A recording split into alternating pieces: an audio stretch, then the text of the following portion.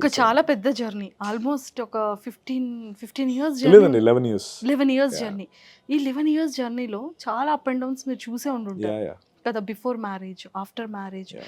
తర్వాత success and మంచి scope ఉంటుంది, మంచి అప్లాజ్ వస్తుంది. ఒక మంచి యాక్టర్ అనేది ప్రతి డైరెక్టర్ చెప్తున్నారు, ప్రతి యాక్టర్స్ చెప్తున్నారు, అంతా బాగుంది. కానీ అరే మళ్ళీ ఇలాంటి డేస్ రాకూడదు, ఇది కరెక్ట్ కాదు అని అనిపించే సందర్భాలు ఏమైనా ఉన్నాయా అసలు? చాలా ఉన్నాయి ఏదైనా ఒక 2 ఎగ్జాంపుల్స్. ఫుల్ బాటిల్కి చాలా జరిగాయి. మోస్ట్ డిస్టర్బింగ్ థింగ్స్ అన్ని జరిగాయి దానికి. అది మళ్ళీ రిపీట్ చేయకూడదని నేను అనుకున్నాను.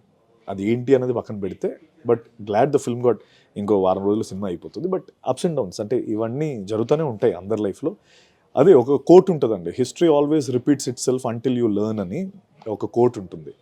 అదేంటంటే అది మనం ఒక తప్పు చేసి ఆ తప్పు నుంచి నేర్చుకోలేదంటే ఆ తప్పు మళ్ళీ వచ్చి మనకి లైఫ్లో ఎదురవుతూనే ఉంటుంది. So you have to learn from your mistakes. I think I learnt it big time.